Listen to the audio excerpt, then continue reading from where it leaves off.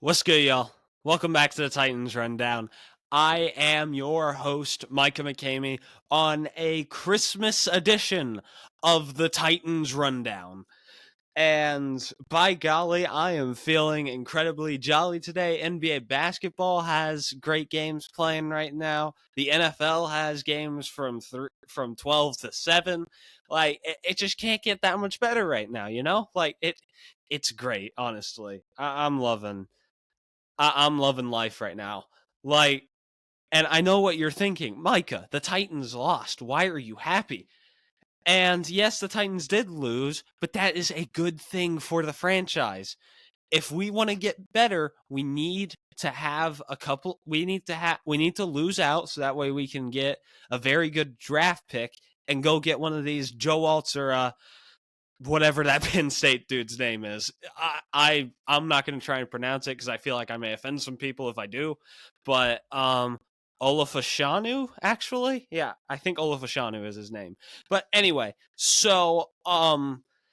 yeah, like I don't understand the people that will say that the Titans losing is a bad thing for this stuff. Culture, sure, but a good amount of our, like Tyler Rowland says on the Locked On Titans podcast, shout out to him, by the way, great podcast, but he talks about how the roster is not going to look the same this year like it has for the past few years. Like, we have $100 million in cap space, we have 8 draft picks,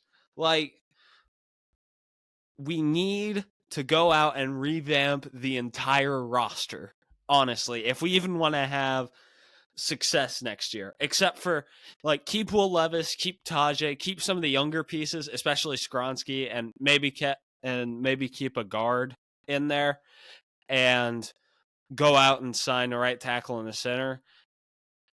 And we could be fine, but I'm getting too ahead of myself.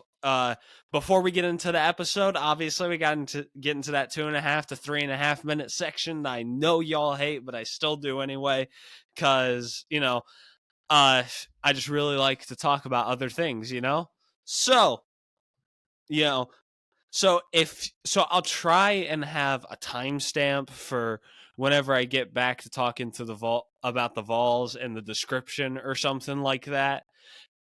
Whenever I get back to talking about the Titans or something like that, So I'll try my best, I promise. But anyway, getting into this.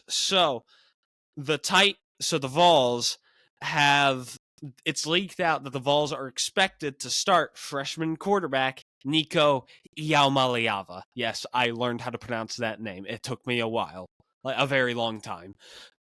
But anyway, the Vols are starting him over Joe Milton, and they're letting Joe Milton play 2 or 3 series. For the people that actually think that that is a bad thing, you're annoying. It's his last game of college football. If he's gonna say that he's gonna play, let him at least enjoy it just a little bit, let him enjoy the idea of, yeah, this is gonna be my last game. Why not, play at least a little bit, like and and I'm very excited to see Nico play. I think that he's gonna be a beast. I think that since he has the right pieces right now, I'll bet you he shows that he can be better than Joe Milton. Now, it's going to be a test. He's playing against the Iowa defense, which for some reason is always very good. If they had a better offensive coordinator, and if they actually recruited offense, this team would be dangerous. Genuinely. They would be, instead of being the worst 10-2 team in the country, they would be potentially, I know that this is going to sound crazy, but if they're able to field that defense every year and they even have a decent offense, I think that they're competing for playoff spots personally. But, I know it sounds like that I'm trying to hype up Iowa right now. I'm really not. Their offense is disastrous. It is horrible, absolutely disgusting. But moving on, So yeah, I'm really excited to see Nico play. I kind of feel bad for Joe that Nico may end up starting and that he's not going to be able to fully experience his last game of college football. But, if you would have played better, maybe you wouldn't have to worry about this and you could just go on and declare for the draft or something like that. But anyway, let's move on to the talk of the Tennessee Titans. And if you did watch through my whole Vols Nico rant, thank you. And if you didn't, I'm completely fine with it, honestly. Like, it's not the worst thing in the world that you skip over that. I'm not gonna call you, you're not a real fan. No. Okay. Anyway, so the Tennessee Titans are bad. I think that we've addressed that well enough. But whenever I see them staying competitive in games that they shouldn't be in, that gives me hope for the future where it's just like, okay, young guys are getting experience. We look like we're at least fighting for we're fighting for our lives out there. Like, that is something I like to see. They haven't given up on Vrabel yet. Like, we are still we are still worried about a draft pick, though. We got to remember that, right? Like, we can't keep on thinking about like, what if we went out? We're mathematically eliminated. So I would rather lose out right now. And I know how ridiculous that sounds. But also today we are going to be discussing uh what teams us Titans fans should be pulling for. And we'll talk a little bit about the Seahawks game. We'll talk about the Seahawks game first because, I think that's what y'all came to hear me talk about. Okay, so I am happy that this is exactly what we want. We want competitive losses. If we can stay competitive with the team that we're playing against, but we still lose, that really helps us with the draft. It helps our culture. Like, if we are losing, but we're losing and going out swinging, then that means that Vrabel is coaching these guys up to a T. It means that everyone is still buying into the Vrabel culture, right? Also, I do want to say this though. There are ways that Vrabel gets fired next year. All right. If Rand Carthen goes out and cooks this offseason, does what all of us Titans fans are dreaming of him doing, go get T. Higgins, draft a receiver in the second round, draft a left tackle in the first, go out and refix the O-line and whatnot.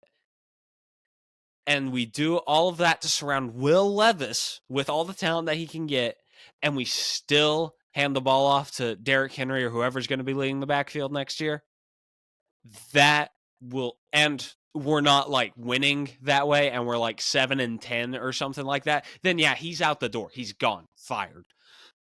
But I digress. We're talking about positives right now, like, let's talk about Ryan Tannehill and Trey Avery. Like Tyler Rowland from Locked On Titans said, great podcast. They did enough to where we could lose this game. Trey Avery let himself get beat by DK Metcalf, and Ryan Tannehill threw a complete pass within the last 5 seconds. That is perfect. That's what we need to lose. And I know that people are saying, Micah, that's a losing mentality, And, honestly, whatever. All right, I don't care if you're calling me a loser and that I got a loser's mentality. Because if we keep on losing, we can move on as an organization. All right. I know that the Bengals are a weird example, but and I know that people are just going to be like, this guy has the nerve to compare the Titans to the Bengals. And yes, Fair enough. I get it, but like the Bengals were really bad for one season, and then they go and get Joe Burrow. Now, Will Levis may be Joe Burrow, who knows, but like then they have another bad season and they got their quarterback injured, which, that's not a good thing, but then they go out and get Jamar Chase. They get a big name at the draft. And that's what I want our team to do. I want us to go out, get a big name at the draft, go get a receiver in like the second or something, get like a developmental right tackle in the third, and then we sign free agents, and then we go from there. See what the team can do under Vrabel with great offensive weapons, which we know that someone like coward John Robinson was not capable of doing. I'm gonna go draft a dude that's gonna play 3 snaps his entire career in the first round of the pandemic draft, where Michael Pittman Jr. was still available and T. Higgins was still available.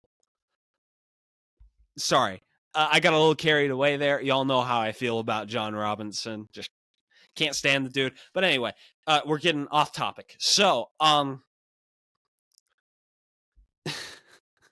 we if we somehow find a way to mess this up and go like 7-10 or something like that, I'm gonna be really mad. Honestly, like I want to go get a good draft pick. But anyway, so now that I've talked to you about why the Titans losing is a good thing, and the Seahawks. Oh yeah, by the way, heck of a comeback game by Geno Smith. That was great. But anyway, so um so I've told you about how the Titans losing is a good thing, and I've told you how Trey Avery and Ryan Tannehill have become 2 of my favorite players on the roster after being some of my least favorite players. But now we are going to get into what teams we should be rooting for. All right, first off, we need to root for every team in the NFC South. Uh, kind of, sort of, just so that way, they can drop down a couple of spots, and we're safe from having one of them jump us. We need to root for the Commanders. All right, now, okay, top 3 picks: Bears from Panthers. There was another one. Oh yeah, Patriots and Cardinals. We don't need to worry about those guys. I don't think there's any way that we catch up to them. We're not going for the number 1 pick. And if we do get the number 1 pick, that's great. We trade down with a team that's really down bad for a quarterback. They get Caleb Williams. We trade down to like 6, and we get our left tackle of the future. It's a win-win. Like there are very good scenarios in this, but I don't think we'll end up with the first overall pick. I think that's almost impossible, so don't get your hopes too high about that. Anyway, so the Titans should draft the left tackle. I think I've made that obvious, okay? Like, we have a good left guard that's still developing. We have a very bad left tackle situation. Andre Dillard is bad. Jalen Duncan's bad. Like, every left tackle is bad. Like, we need to go get a left tackle. Anyway, I got off topic. So, we're going in. So, other teams that we need to win. We need the Jets to win. I wish Aaron Rodgers would come back personally, but, that's fine.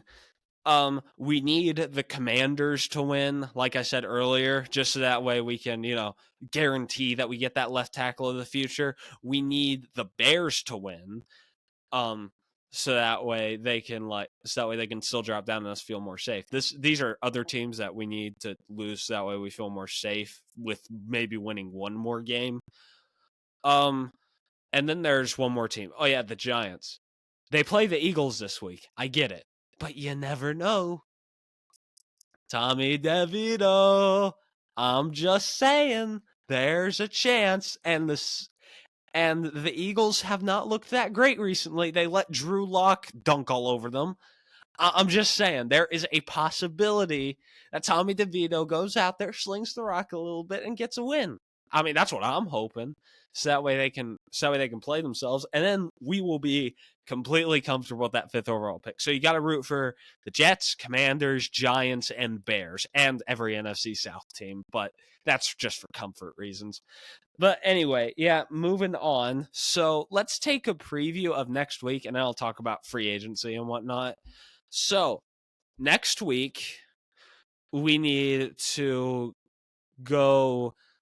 We need to go in and we need to lose to, I believe it's the Texans, correct? Yeah, it's the Texans. Yeah, we need to go in. We need to get our L against the Texans, get out of there. Hopefully CJ Stroud's back, so that way that can be a little bit easier, because they scared us for a second, honestly. You know, and now I'm thinking about it, Tannehill has been the tank master so far. Like, if we would have beat Indianapolis and we would have gone on to next week go beat the Dolphins like we did in this timeline, we would have been talking about, oh, we can make the playoffs still, you know? And then we wouldn't be worried about, then we would be thinking, oh, who needs a left tackle?